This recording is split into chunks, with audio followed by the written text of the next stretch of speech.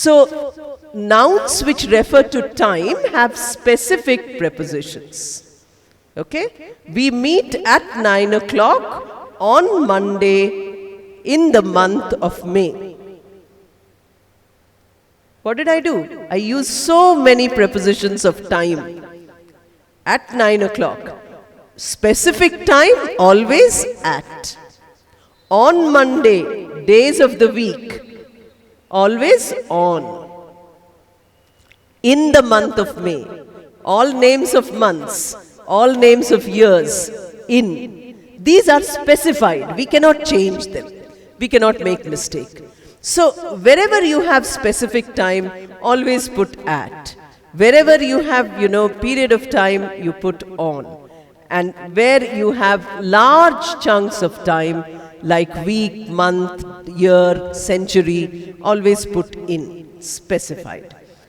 Prepositions of time. Specific time nouns have specific prepositions. We can learn it by heart. Always correct, no mistake. If you say we meet on 9 o'clock, mistake. If you say we meet at May, mistake. Like that we don't generally make mistakes in this. Place. Hyderabad, we say in Hyderabad. Hyderabad is a big place. Suppose it was a village, suppose it was a colony, suppose it was a small place, then we would say at for it. At Ambarpet or at Shirdi Sai Temple.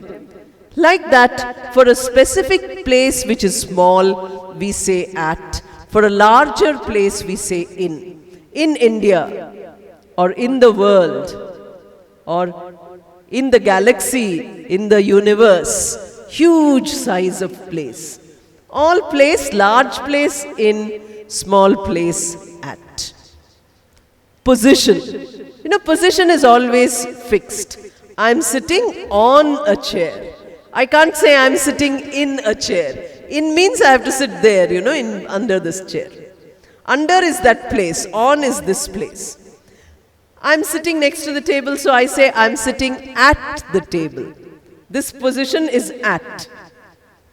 Sitting next to the table. Or I'm sitting beside the mic. Beside, by the side of. I'm sitting beside the wall. By the side. Okay? I'm sitting under the roof. Position is fixed. These are all fixed prepositions, no change. The camera is on the stand. Do you follow? The flowers are on the table. There is a carpet on the floor. There is a carpet under the chair. So depending on where you are seeing this, you will immediately have prepositions which are specific. So time, place, position, we have no worry. It is already there. There is water in the bottle. In means inside. Like that, it is fixed. But these are only a very, very small number. This is only 10% of prepositions. There is huge 90% where we are making endless mistakes. This is determined by the noun, the verb or the adjective which comes in front. Till now, whatever I told you comes behind the preposition. All the rules I gave you are rules referring to the word, that is the noun, which is joined using the preposition. So it is the noun which requires the preposition. But now I am telling you a different rule. In front of the preposition, you might have a verb, you might have an adjective, or you might have an object noun. These have their specific prepositions, which are not according to any grammatical rule. They don't have a rule. We have to know them by practice. So thousands and thousands of words are there which have their own preposition. You change the preposition, the meaning changes. You change the preposition, it becomes a difficult usage. So we don't change the preposition, we try to put them together. Suppose you say, my friend invited me for a party, then grammatically, although meaning is clear, there is no problem. Grammatically, the word invite, which is a verb, takes to, preposition to, and not for. So if you say, I was invited to dinner, to lunch, to a party, to a birthday. So invite, invitation, these are all with the preposition to. So how does one learn? One learns by using the dictionary. So that is the only way in which we have the ability to use prepositions. Only by learning. So whenever you come across anything which you're reading, where there's a preposition, from the first page of your handout, there are at least a few hundred prepositions, maybe in each lesson. Please notice them. See how they are used. Is it the word at the back which determines the preposition? Or is it the word in front which determines the preposition? You follow. Now you keep it in mind. If it is the word at the back, then it has specific rules. If it is a word in front, no rule, I have to learn it myself. Because English is not our own language, we have to learn it with effort. If it's our own language, we have enough exposure. We don't make mistakes. Whatever prepositions we use in our mother tongue cannot be translated into English. The majority of mistakes we made is because we keep translating them into English. Many examples I have given, and I have given also correction of sentences, which I think you will be able to use. Now there is another point also in prepositions, and that is prepositions which are very often confused. That list also I have given you. For instance, beside and besides, then since and for, between and among, in and into, and by and with. That explanation also you can read. When you read an example, when you read an explanation, if you have doubts, you can always ask me. You know, that is why the handout were given to you earlier. I hope that you will read the handout cover to cover all the time. And then ask me some questions.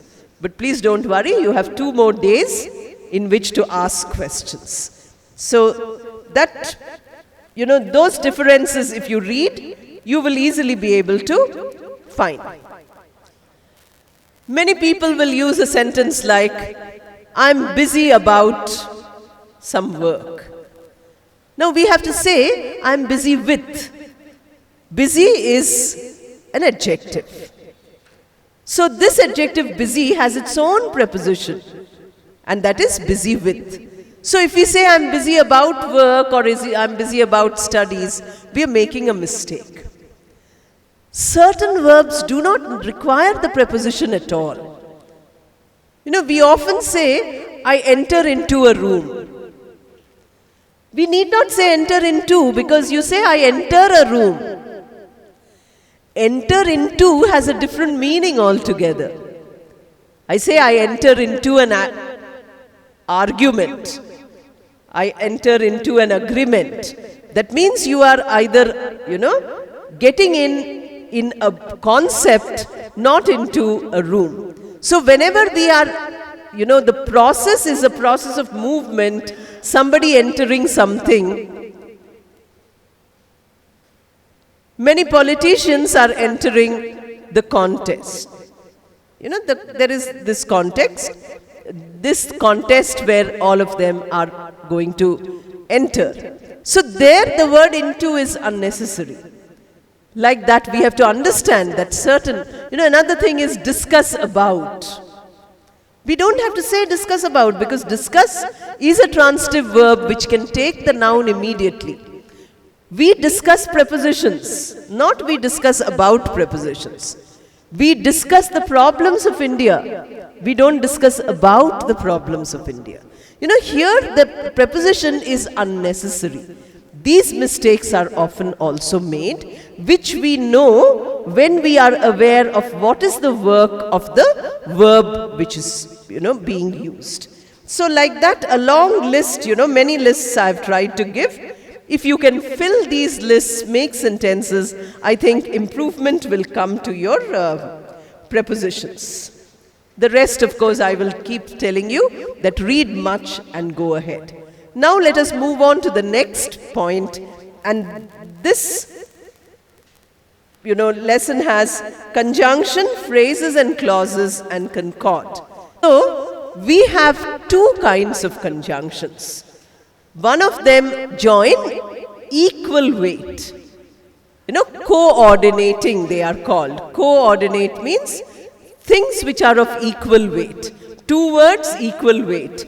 Two phrases, equal weight. Two clauses, equal weight. Two sentences, equal weight. Weight here means meaning, function in the sentence.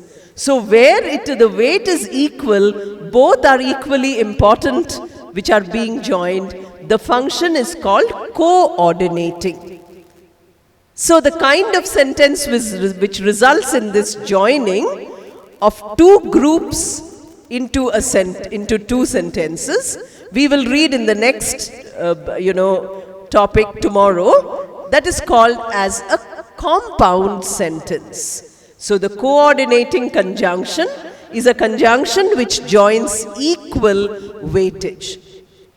I like the color green and blue. We are using conjunction and to join the names of two colors equal. I like the color. I like blue but not green. I am using but conjunction. I am using again equal weight. One color, one color. The weight is equal, meaning wise they are equal, no difference. We can also use it in various ways where you have groups of words. Again, tomorrow we will do that. No, today only, phrases and clauses.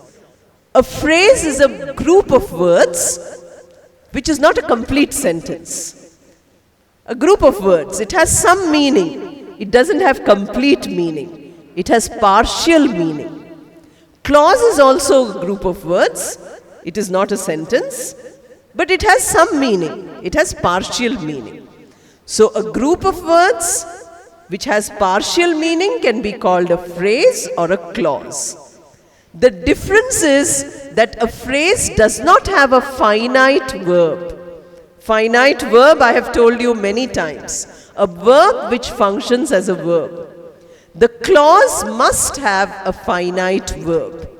So a group of words with incomplete meaning without a finite verb is a phrase. A group of words with incomplete meaning having a finite verb is a clause. So if phrases are joined together using a conjunction, you say that the weather in Hyderabad and the weather in my village are similar. So now you have group of words, the weather in Hyderabad. Does it make some sense? It makes some sense. No, it has meaning. The weather in Hyderabad. It's a group of words. It is doing one function, and that is subject. It's doing single function, but it's not a single word. We are not saying the weather. We are saying the weather in Hyderabad. 4 words forming a single unit in the sentence. Phrase. And we are using conjunction. Equal weight. The weather in my village. Again you have 5 words. Now here you find that this equal weight is being joined. 2 phrases functioning as the subject of the sentence being joined by the word and. Nowhere there is a verb. Now suppose I want to convert this into 2 clauses. I will say the weather that we have in Hyderabad, we have, I am using verb have. And the weather that we have in our village, or the weather that is there in the village, again verb is, verb have. Makes it into a clause without changing any sentence. The phrase can be joined 2 equal phrases using conjunction, coordinating. two equal clauses using conjunction coordinating. That means all equal units can be joined using a conjunction. We come here every day, we learn English. Two sentences. We come here every day and we learn English. Equal weight. No, weight difference. No meaning difference. We are using a conjunction and coordinating. So the coordinating conjunction joins equal weightage elements. Either words or phrases or clauses or sentences. It is a universal connector. The difference is that the subordinate clause doesn't do that. The subordinate clause, as the name itself suggests, gives you one meaning slightly above and one meaning slightly below. This is where you have to be very careful, because you have to see which of them is the main meaning and which isn't. Although early, everybody agreed to attend the class. Although early, today we said 9 o'clock. We didn't say 10 o'clock anymore. So we said today come at 9. Now everybody agreed. They said, okay, we will come at 9. So what am I doing? I'm using a conjunction although. It is giving an unequal relationship. Although early. Everybody agreed is the main thing. Everybody agreed to come. Now why are you getting doubts whether everybody agreed to come or not? Because there is some clause, some subordinate meaning is there. Because it was early. Suppose it was 10 o'clock, there would be no confusion. Everybody will agree to come at 10. Although it was early is an additional meaning, but it is not the main meaning. It is a subordinate meaning. It is a meaning which is less important. What is more important is that everybody agreed to come. What is less important is, but it cannot be removed, that it was early. But if you remove the early word, then the sentence loses its meaning in that context. It has some other meaning. It doesn't have the correct meaning as we want. So coordinating, as I told you, makes for compound sentence pattern. Subordinating makes for a sentence pattern which is called complex. So whenever we have joining of sentences, a complex sentence is always joined by a subordinating conjunction. We will read it tomorrow. And the coordinating conjunction always joins a compound sentence. A simple sentence can be long, long, long, but it doesn't have more than one finite verb. It might have 10 phrases. It might run from the first word to the last word of a page. But it doesn't have more than one finite verb. That means number of verbs is equal to 1. Whereas the minimum requirement for a compound and complex sentence is minimum 2 verbs. 2 finite verbs. If 2 finite verbs are there, you need 1 conjunction. If there are 3 finite verbs, you need 2 conjunctions. If there are 4 finite verbs, you need 3 conjunctions. That is how the sentences are made. So always we don't speak in small sentences. Sometimes we use big sentences, sometimes we use small sentences, sometimes we use only a phrase if it is spoken English. Like that we vary our language. The language becomes interesting.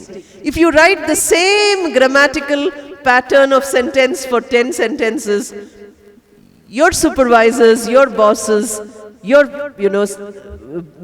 people who are superior to you will not like your writing, your speaking. They will say it is so monotonous. So we learn all these types of sentences because we feel that by using this kind of grammar, by using this kind of variety, our communication improves. Once more, if you learn this chapter of communication, if you learn all the rules, and if you practice all the exercises, it is absolutely of no use to say that your communication is becoming excellent. It will never become excellent unless you first learn the rules, absorb the rules, do the exercises 10 times correctly, 10 or 20 or 30 times, same sentences. Then you try to spot conjunctions when you read and listen. When you listen, you are listening to me for 3 hours. How many conjunctions I might be using, you are not aware of it because you're listening only once. The meaning is important for you now. You're all listening to the ideas which I'm giving you. Nobody concentrates on the language which I'm using. Suppose you listen to it only trying to spot conjunctions. You listen again and again and again, finding each conjunction which I have used.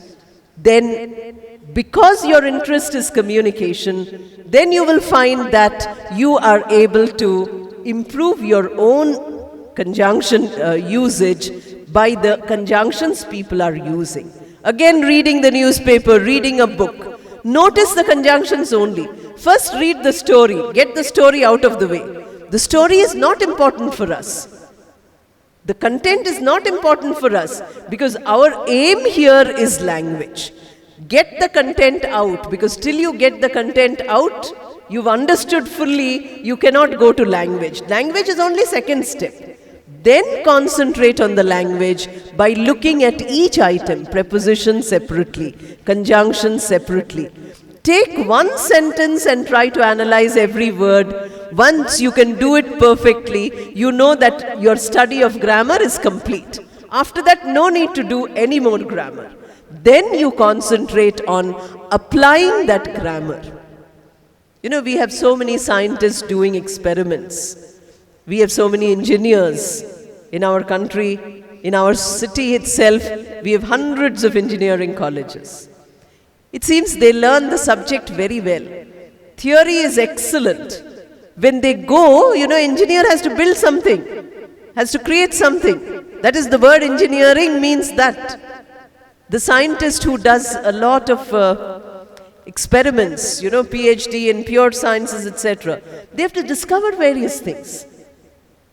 Newton was sitting under a tree. You remember, apple keeps falling on everybody's head. How did Newton discover all these things? Many people have a bath in the bathtub. All do not become Archimedes. These are things. So, our application is what is required in grammar. Not theory. Theory is good. Theory is first step. But we are stopping at that first step. I am repeating myself again and again because after doing this course also, all of you will think, I want to learn some more grammar. I want to learn some more grammar. Madam, give me a good grammar book. I will read grammar. I will read grammar. Our whole life will finish reading that grammar. We will never put it into practice, which means our communication will not improve. Grammar is only one of the methods for improving communication. Our final goal in life is communication. If you're standing in the bus stop, will anybody ask you what is a preposition or what is a conjunction? They might ask you, do you know when the next bus will come? They are using a conjunction. When? Do you know? One clause. Next bus will come? One clause. Joining them? Subordinating conjunction. When? So, unless your conjunctions are known by you, you won't know all this. Now, when that person is asking, do you know when the next bus will come? Will you stop that person and say, let me see, do verb, you pronoun. That person will run away and ask the next passenger, do you know when the next bus will come? So, we have to communicate. Our aim is not grammar, our aim is communication. Grammar is a process of better communication. Because English is not our language, we are learning grammar. But our students, I meet thousands of students who want to learn English in real life. Apart from lakhs which they told me, I haven't met any of them. They are only online students. They all are very enamored of grammar. They think that if their grammar is good, they get 100 marks in the grammar exam. If I give 100 sentences, they get full 100 marks. Oh, madam, I know English. Okay, give one speech. Same sentences which they wrote correctly in those 100 sentences, they are making mistakes when they are talking. Which means they have in their brain two parts. One part grammar, which did not go into the other part spoken English. Spoken English is still faulty. Grammar is fully correct. Now we have to merge the skills. Yesterday they were telling you, our two organizers, see how good their English is. They were also saying with what difficulty they learnt English. It's not easy, but it is possible. Therefore, when they are telling you, that we require skills in English, impact is impacting thousands of people, but they are not getting jobs in so many thousands. If you attend one course, all should get 100% placement. Why it's not happening? Many of them, they analyzed and they said, it's because of the skills. Now this is a skill. What you are gaining in 4 days is knowledge. What you are going to gain when you practice on your own is skill. The skill is your goal, not the knowledge. Knowledge is a starting point. I hope that becomes clear. So we have, many exercises on the introduction of the phrases and clauses. I have given you a lot of, exercises in this. Identifying phrases, clauses, and then, putting them together. Now we have some other, I don't know whether you really require so much in detail, because these handouts were not exactly for your course. Because I had it, I gave it. The noun phrase, the verb phrase, these are important. So only noun phrase I have given here. You can read an explanation. See, despite all precautions, you can see the example. The animals escaped from the cage. Then the team promised to complete the project by the end of this month.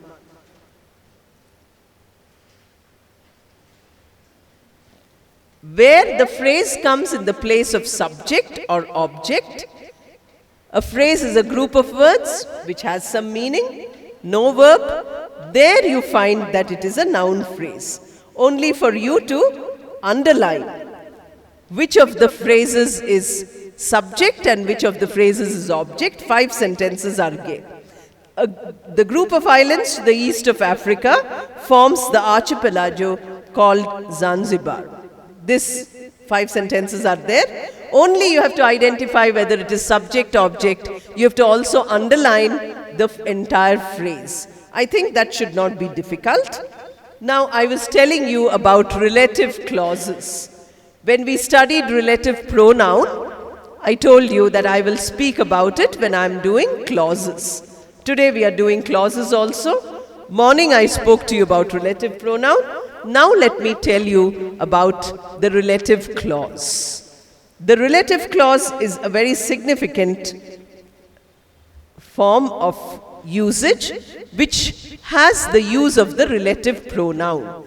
I already told you who, whom, whose, which and that. These are the relative pronouns in English.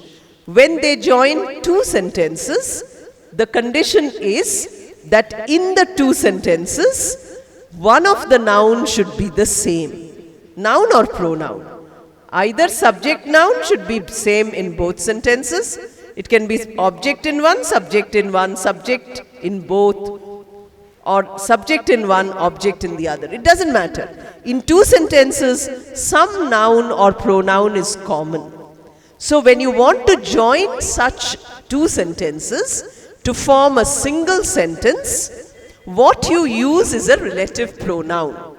And what you get is a relative clause. Suppose I say, a student who learns grammar improves English. I'm using a student improves English A student learns grammar. So student is repeated 2 times in 2 sentences. A student learns English, learns grammar, the student improves English. 2 sentences. Now because student is common, why are we saying student again? Or we can say he also. The student learns grammar, he improves English, she improves English. Or students learn grammar, they improve English. But something is common. So this common element, if we remove, 2 sentences can be made into 1. That is a much better way of expressing. It is a more compact way of expressing, where we want to express both sentences as a single sentence. Therefore, we use the relative pronoun. I have already given you the rule of relative pronoun.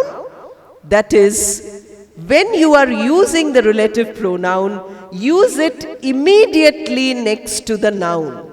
If you separate the relative pronoun from the noun, even by a single word, the meaning is broken.